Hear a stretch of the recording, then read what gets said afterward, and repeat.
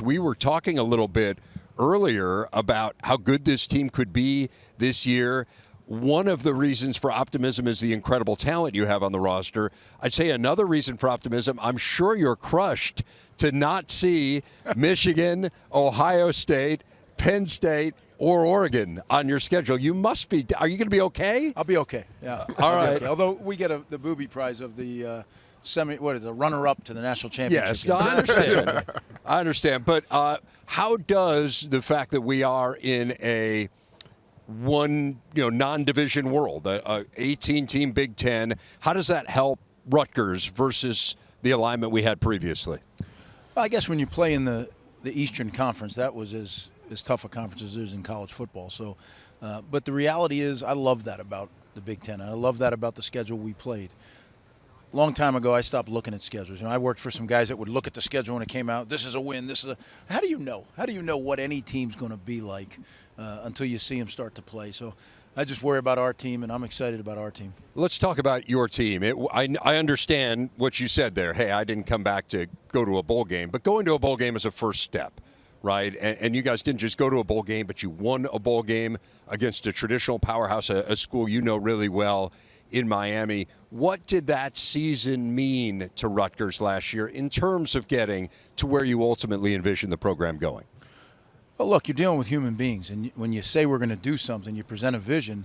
Until you start to have some results, they have to really, really trust, right? Then when you have some results, then they buy in. It's a difference between trusting and believing and then buying in and owning. And I think as you have some results, you start to have some success, they even buy in and own it more. So last year, bowl game, obviously, a lot of starters coming back this year.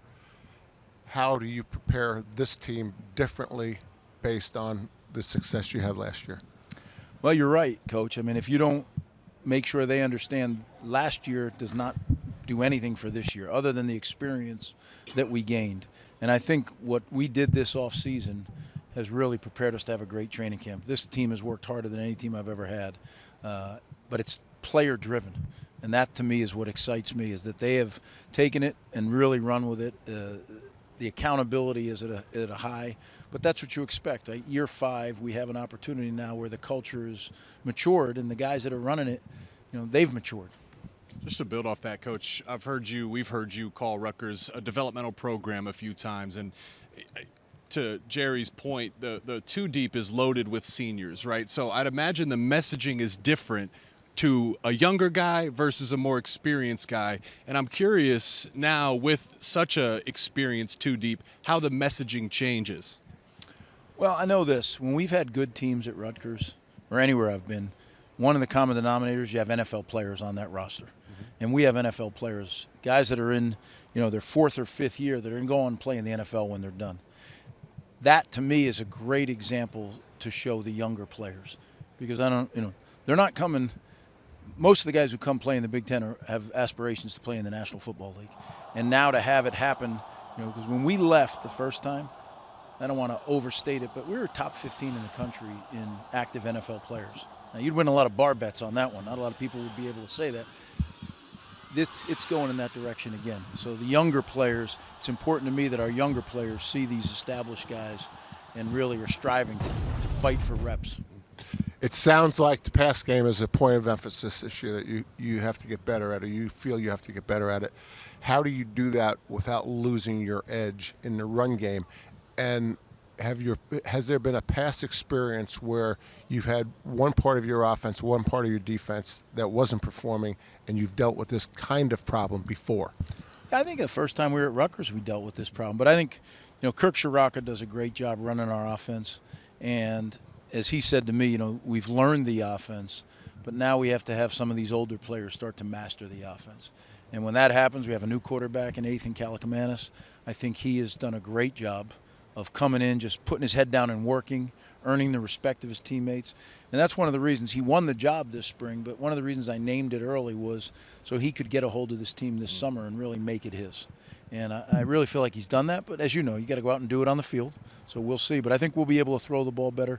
The other part is the receiving core. I think our receiving core will be markedly better this year than it was a year ago. So is it personnel, or is there some scheme, part of the scheme that Kirk wants to tweak?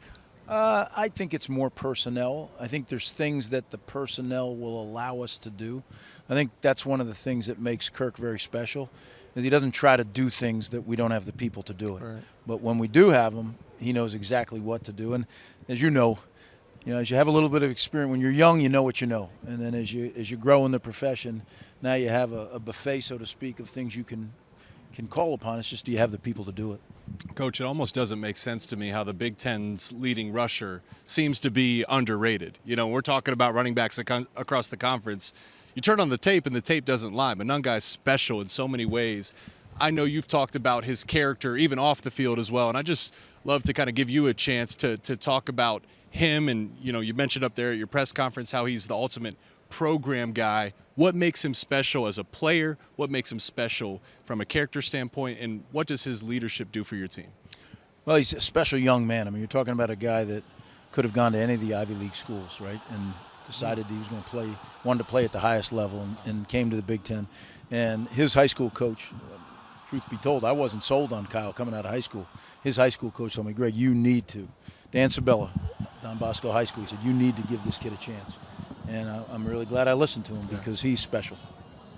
The high school coach sometimes knows a thing or two. Yeah, you're not that right. Doesn't he? The defense last year was outstanding. I mean, this was a top shelf defense. And I look at it this year, and it looks to me like you've got a chance to have one of the best linebacking crews in the Big Ten. Some of that, though, is based on Tyreen Powell and him being back and 100%. Give me a sense of where his health is right now and what you expect from him.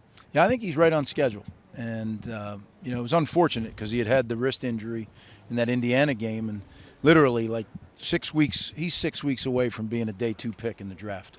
I mean, that's where he was. But that happens, right? And what he did is he got it fixed, and now he's just doing a skipping drill, and he tears his Achilles. So you're talking about a guy that's had 2 really tough injuries, but he's worked like crazy. And I believe he'll be right on schedule to be ready to go when the season starts. And you put he and Mo Toure together, those are, I agree with you, 2 really fine linebackers. Can I ask one question real quick? You do whatever you want just to in do. case we run out of time. This is your world, Gerry. We're just living in it. Did you do anything fun this past summer? I did, Gerry. What'd you do? My wife and I took a little trip to Italy. Italy? Okay. Yes. Very nice. Everyone That's on it. this desk went to Italy in the offseason.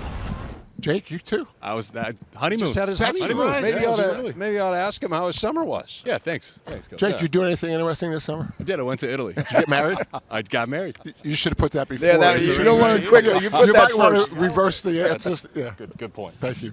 I'm sorry, We'll Reverend. share travel stories a little bit later. Coach, I do want to ask you about your recruiting class. It is really exceptional. Again, I know you have to wait until everyone signs on the dotted line in this day and age, but why do you believe you've been able to see this uptick here? Like, what do you think has changed maybe in your pitch or in the way that people are perceiving your program?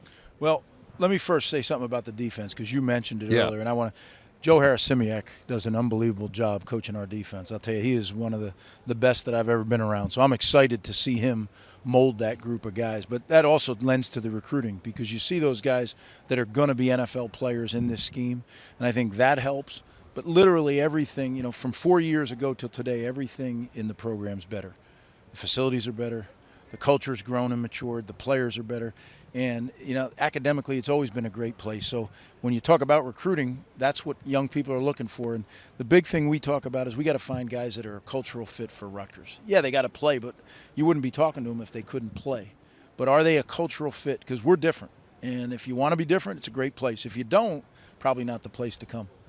Well, we're looking forward to getting out there for camp. What's the biggest question that you'll need to see answered from the beginning of camp to the beginning of the regular season that will make you feel good about where you guys stand? You know what? I didn't think we generated enough pass rush just with a 4-man rush last year. And I thought we were going to, and it just didn't happen. We need to do that. If we can do that, I think we'll have a chance to play really good defense. And when you do that, when you play really good defense, you have a chance to win every game. Yeah. We're looking forward to Chaffees, too. We always That may do. be the highlight. Oh, man. I know. The practice is the highlight, but what happens after the practice is pretty good, too. I don't know. All right. Greg Schiano, always a pleasure. Thanks a lot, Coach, and looking forward to seeing you guys out here in a couple weeks. Yeah, thank you. Thanks.